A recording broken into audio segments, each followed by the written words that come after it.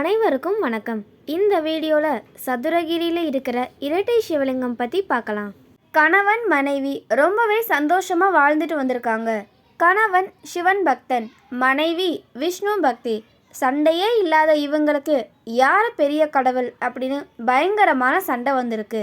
எல்லார்கிட்டையும் போய் கேட்டாலும் அவங்களுக்கு மன திருப்தி இல்லை. அவங்க ரெண்டு பேரும் அவங்களுக்குள்ள சொல்லிக்கிட்டாங்க, நம்ம ரெண்டு பேருமே சதுரகிரி மலைக்கு போய் தவம் இருப்போம். எந்த கடவுள் முதல்ல தோன்றி தரிசனம் கொடுக்குறாங்களோ அவங்க தான் முதன்மையானவர் அப்படின்னு நம்ம முடிவு பண்ணிக்கிடுவோம் அப்படின்னு சொல்லிட்டு ரெண்டு பேரும் சதுரகிரி மலைக்கு போய் தவம் இருக்க ஆரம்பிச்சிட்டாங்க. ரெண்டு பேரும் கடுமையாக தவம் இருக்க ஆரம்பிச்சிட்டாங்க. தன்னுடைய பக்தன் தவத்தில் ரொம்பவே மகிழ்ந்த சிவபெருமான் முதல்ல தோன்றி உனக்கு என்ன வரம் வேண்டும் கேள் அப்படின்னு சொன்னாங்க. எனக்கு எந்த வரமும் வேணாம் சிவபெருமானே, உங்களுடைய ஆசி மட்டும் போதும். அது மட்டும் இல்லாமல் என்னுடைய மனைவிக்கும் நீங்கள் காட்சி கொடுக்கணும் அப்படின்னு சொன்னாங்க.